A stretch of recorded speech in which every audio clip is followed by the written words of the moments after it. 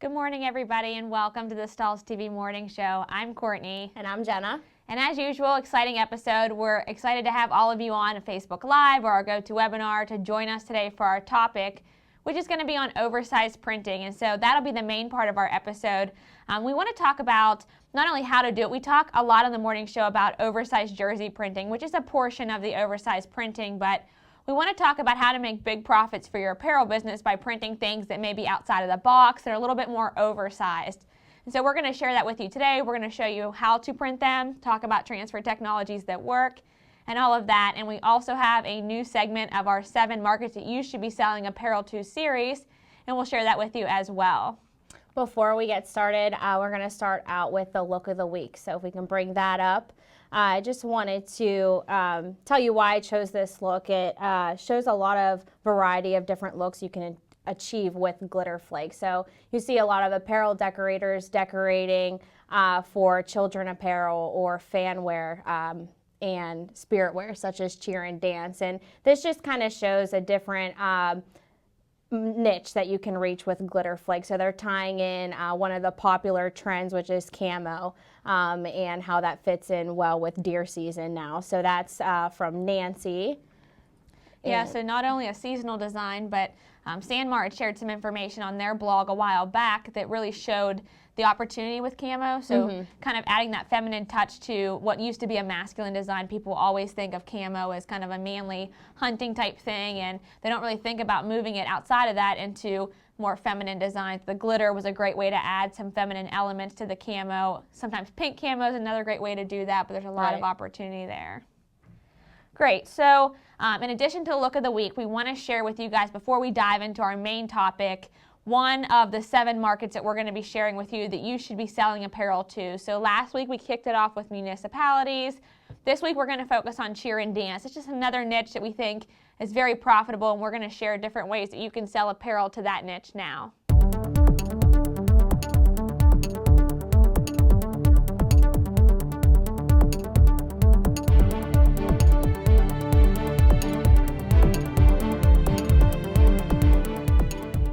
Hi, I'm Josh Ellsworth with Stahls TV, and welcome to this installment of 7 markets you should be selling to. One market that you can reach in your local area or even at a national level are dance schools and studios. There are thousands of independently owned studios with many distinct apparel sales opportunities. So I think this is one niche that is profitable, but you have to have the right plan.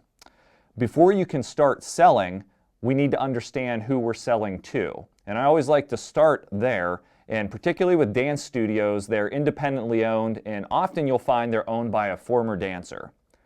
Many of these studios share the same challenges in that the dance school owner doesn't have enough time to basically worry about apparel and changing vendors. Next, they typically are always concerned about money and staying cash flow positive so they can keep the dance school open and the studio doors open. But perhaps most importantly is developing a reputation, because this leads to longevity of their dance school being open, and really with the right reputation and a successful brand, it leads to enrollment. So when you start to think about those 3 goals, you start to dive into a dance school owner's job and what they need to deal with. So number 1 is they need to collect registration money and sign dancers up. Of course, they need to do things like choreograph dancers, hire and manage staff, provide dance instruction, maintain attendance, enroll and take students to competitions. And then they also need to do things like coordinate photography. And this is another instance where they work with an outside vendor to come in and shoot photography in a money-making opportunity. They need to plan and execute a dance recital. Typically, a studio has a recital at the end of the year. Through all of this, they need to make sure they stay cash flow positive, as we mentioned earlier. And then a mention is they have to deal with parents. When you start to look at dance schools and the notorious dance moms, you know that that's a job of a dance school owner, is to manage parents and their opinions and what's happening at the dance school. So basically the sum of all this is that they're very busy. They're always thinking about what they need to be accomplishing, and last on the list is probably buying apparel. So you need to really form a plan that you can break through and sell to them, and consider a strategy that's bigger than taking your normal catalog or your everyday t-shirt that you sell to a local business to a dance school. It's just not going to resonate with them. You need to think about the apparel and match it to their brand goals in a way that they can make profit to stay cash flow positive with little work on their part to free up their time, which of course is going to require more work by you. So let's start by talking about matching apparel to their brand goals. So as you might imagine, dance school owners and dance schools in general are very on point with what's trending and popular. So I'd recommend sourcing the latest styles from suppliers such as Boxercraft, Cavio, Bella Canvas, Sanmar, to name a few, and make sure you coordinate logos and apparel styles in their colors. So a lace back tank or a pom-pom jersey, a nice super soft tri-blend t-shirt is going to be better for your sales call than something like a unisex tee, just going in and going through the motions. And of course you want to make sure that you can have garments that you can present to dancers of all ages and sizes, because this runs from little girls up to juniors and in some cases ladies apparel. Next, you want to make sure when you think about what designs you're going to present, you take a look at what's happening at retail. Typically the high school market and even the elementary market is all a trickle-down effect from the collegiate market and major brands. So look for inspiration from things like the Victoria's Secret pink collection would be a great place to start. The dance school's name is always popular, and then of course dance school sayings like "my dance season never ends" or "don't sweat, sparkle," or just cute things that you can consider taking in that can be a printed sample that will translate across many different sales calls.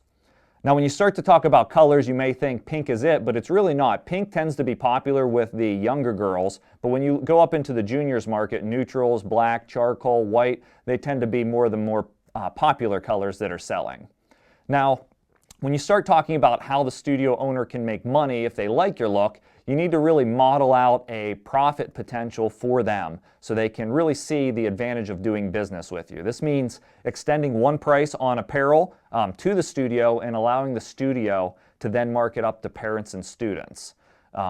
Once you are actually able to land the account, the idea that they'll be behind the sale and behind the items that you'll be selling and promoting them by making profit, this will encourage them to get it sort of front of mind and share it on the Facebook page through flyers in the studio and whatnot. Another just add-on tip is to allow the adding of names on the back of a t-shirt or a decorated design. These are profitable placements that are very popular in dance studios.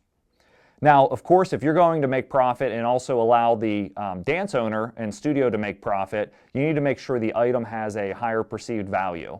So we already talked about that a little bit with as far as the blank apparel, but make sure that you're working with glitter finishes or higher end finishes that are going to deliver a higher perceived value and sort of matching designs with what's trending.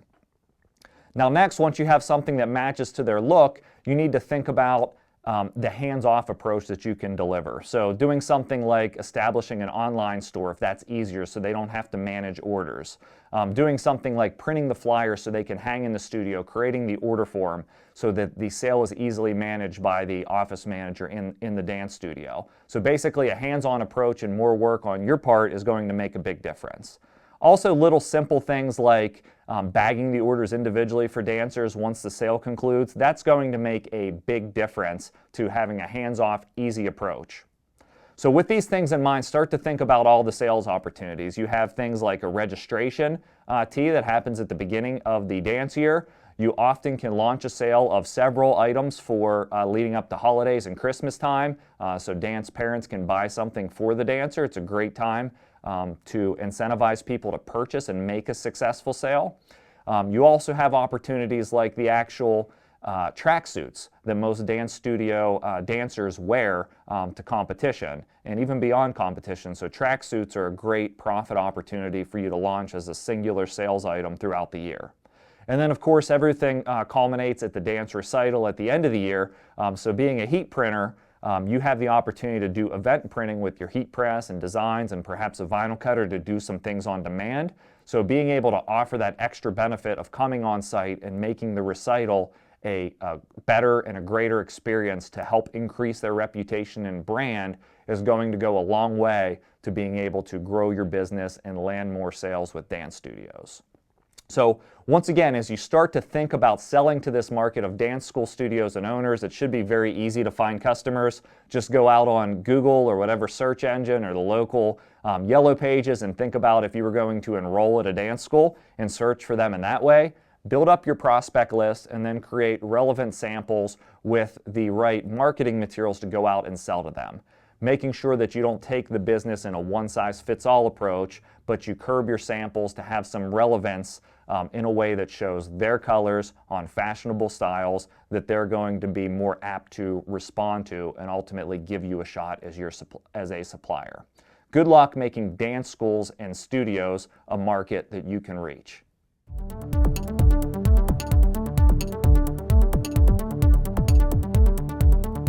We appreciate Josh sharing some tips there for ways that you can sell apparel to the cheer and dance market. It's definitely a niche that can be very lucrative if you choose the right blanks and choose the right way to package and sell your products for the dance schools. And so definitely a great opportunity there that I think a lot of decorators can take those principles and move forward with them in a lot of different markets. So we appreciate that.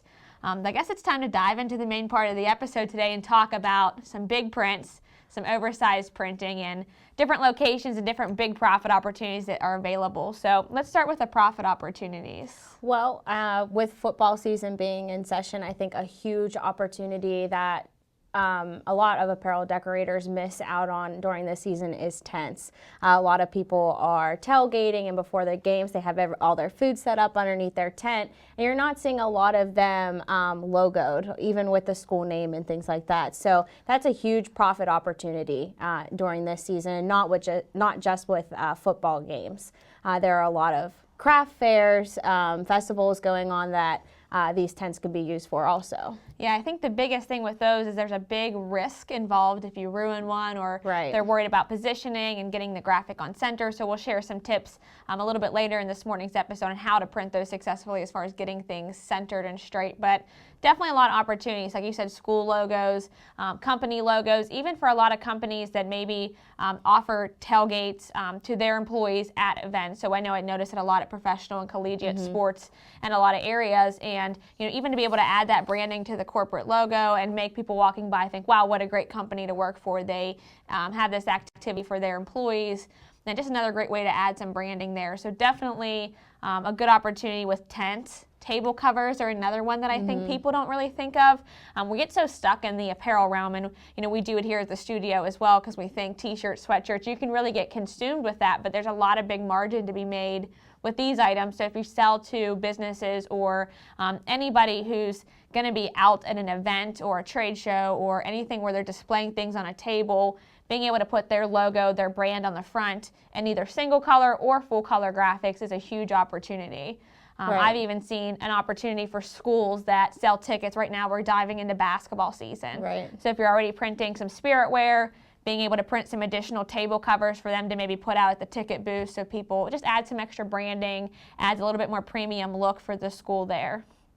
So those are some more opportunities. Yeah, and with the holidays coming up, we see a lot of opportunities there. I know you mentioned table covers, but people are printing the table runners and also tree skirts. So I don't know if you guys had checked out our Christmas episode, but we ended up printing a tree skirt in there, and that involves some oversized printing. So those are just some holiday opportunities people can take advantage of also. Yeah, and in that class we also printed a blanket, so that's another holiday personalization, even school-related item that offers a lot of opportunity for printing big prints. And then we dive into apparel more. So we know we've showed the oversized jersey a ton of times on the morning show here. This is that large print on the back of a shirt. And not only are we seeing large prints like this on the back of the shirt, which are still very popular, but we're starting to see them across the front of the items. We're seeing them all over the front of the shirt. So oversized printing and big, bold prints on apparel are still very popular. Right, and they even go as far as unique placements also. So typically you would see prints on on a full front or a full back like you do on the oversized jersey, but we also get into wraparound prints that are very popular also. Yeah, and those also tend to be some oversized prints. And some of these oversized prints, well, we're going to show you later today how to do one in multiple steps. Some of these can even be done in a simple one-step application. So even though a graphic may normally only be 12 inches wide, now we're going 15 inches wide, which is oversized compared to what you may be used to. And so it still can be done in one print on a 16 by 20 heat press. Yeah, absolutely. So let's talk a little bit about how to do this, I guess. And, you know, when it comes to doing this type of thing, I think the obvious challenge is, you know, the size of the graphic is larger. So being able to cut or print that large of a graphic, being able to weed that large of a graphic, and then also being able to choose a material that's compatible for these types of applications, and positioning and centering is, of course, a big challenge as well. Right. So let's talk a little bit about transfer technologies. I think there's a lot of different transfer technologies that work for these types of oversized prints. Yeah, and I think CAD-CUT is a huge portion of that. A lot of people are curious about what to use whenever they're getting into large printing, and it would be easy to have a 24-inch vinyl cutter just to run that through, and the rolls are made anywhere from 20 to 30 inches, so that makes it easy for those large prints also. Yeah, I think because a lot of the times these graphics, although they may be 30 inches wide, we're seeing them with the width around 30 inches wide. The height of them is usually only like 12 inches, or it's somewhere where you could still use a 15 or 20 inch roll to easily create that graphics. You're just going to want to rotate them. So CAD-CUT transfers will certainly give you great single color logos, and then print and cut systems or CAD color materials really allow you to get large full color graphics. So if you're doing full color logos on tents or table covers, then that's a great alternative as well. And like you had mentioned, the size of the rolls is definitely a benefit if you're able to gang up multiple ones or print them in a way that allows you to maximize the material. Yeah, and I like that you brought up the digital also, because if this is something that somebody wants to do as like their niche, something that they do very well, then you do want to consider getting one of those large format printers. It just makes the process go more smoothly and quicker. Right. So having that option and being able to do full color even is a great opportunity for that. Yeah, definitely, especially for the cost of the print and cut machine and the materials. And so we think about materials and we think about compatibility. We have to talk a little bit about that. So most, obviously the apparel-based items are cotton or polyester, so they tend to be easy to print because anything will work with them. Even a lot of pop-up tents or table covers tend to be polyester-based, either 100% polyester or some kind of polyester facing material. So again, it's easy to choose a material that's compatible for these. I like to recommend for a pop-up tent or anything that's going to be outdoors, a CAD-CUT thermofilm for polyester items, because it helps to, it's just abrasion resistant, so it really helps to take a beating as they're popping up these tents, putting them back down, and it's going to withstand some of the weathering as well that happens in these types of conditions. Likewise, if you have a nylon material, keep in mind, check the fabric composition, check the tag of the items that either your customers are bringing in or that you're sourcing.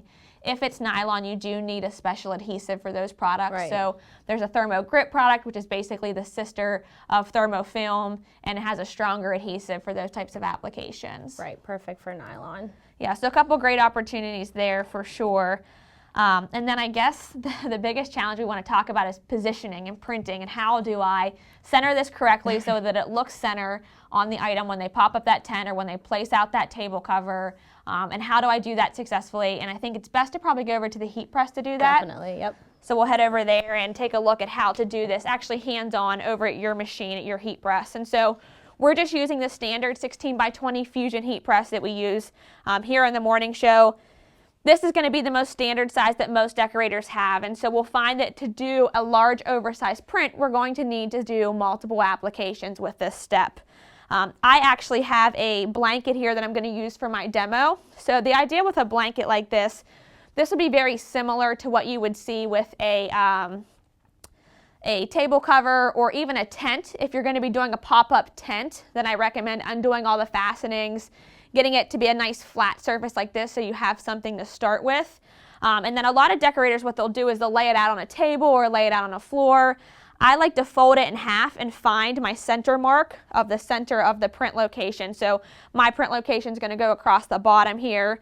So I'm just folding that in half, getting my center crease mark. Of course, you could press this to get that center crease mark in, but if you have a polyester item, it may be difficult to see that crease mark. So I'm just going to go ahead and stick a little piece of tape at my crease mark. That way I know that's where the center of my design is, and when I go to line up the center of my graphic, it needs to be in that position. Once I have that done, I'm just going to lay the blanket on the top of my 16 by 20 platen and get ready to start lining everything up. Also, because I'm using the fusion and the swing method, I am just kind of pushing all the excess underneath here. That's what's ideal if you have the fusion heat press, using it in the swing method to do this rather than the draw where it could shift your design or shift your garment. A clamp would be just as easy as well. So once I have this all done, if it's something I'm worried about being laundered, I will need to go ahead and preheat this. So I'm just going to preheat my full print location very quickly. If it's something you're not worried about being laundered, maybe a table cover for an event or something as simple as a tent, then I wouldn't worry about going through the preheating steps, but I imagine a blanket's going to be laundered quite a few times, so we'll go ahead and do that. Again, lining the center back up with the center of my platen, and then taking my large oversized graphic. This graphic was cut on the Graphtec vinyl cutter in CAD-CUT fashion film. It runs about 28 inches wide, so what I'm going to do here is take this and I'm folding it non-sticky side to non-sticky side. And I just put a saying on here that's going to be popular for maybe a local school. You could do a sports team or personalize this for a couple, however you want to do it. And then I'm going to line that center crease up with the center of my blanket. And so either where I put that tape mark, or if I had a crease mark down the item from it being folded, then I can line that center of that carrier up with that mark. So what's great about this is that even though you're working with a platen that is a 16 by 20, just by maneuvering it a couple times, you can press a really large print fairly easily. Yeah, it's incredibly easy. And since fashion film has that sticky backing, it's kind of holding in place as I go to do multiple steps. I am going to, if the material doesn't have a sticky backing, I just want to show kind of how a heat seal tape would work, so I could then put the tape over the transfer and hold it in place so it stays when I slide it. But this backing is incredibly sticky, so I have no concerns of whether or not it's going to stick whenever I load it on there. I'm going to press fashion film for its full application, which is actually 15 seconds, 320 degrees. And then since it's a hot or cold peel, I can easily just slide it over, press the other side, and then peel it all together.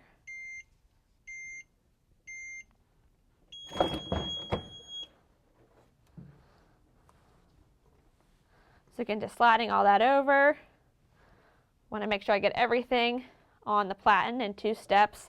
28 inches makes a good width for that. Even 30 inches would allow me to get 2 nice applications. If I'm going larger, let's say 45 inches or something, I would have to do this in 3 steps.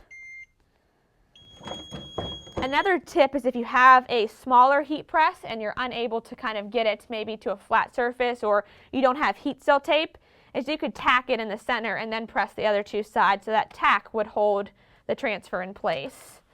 I'm going to go ahead and start peeling this back.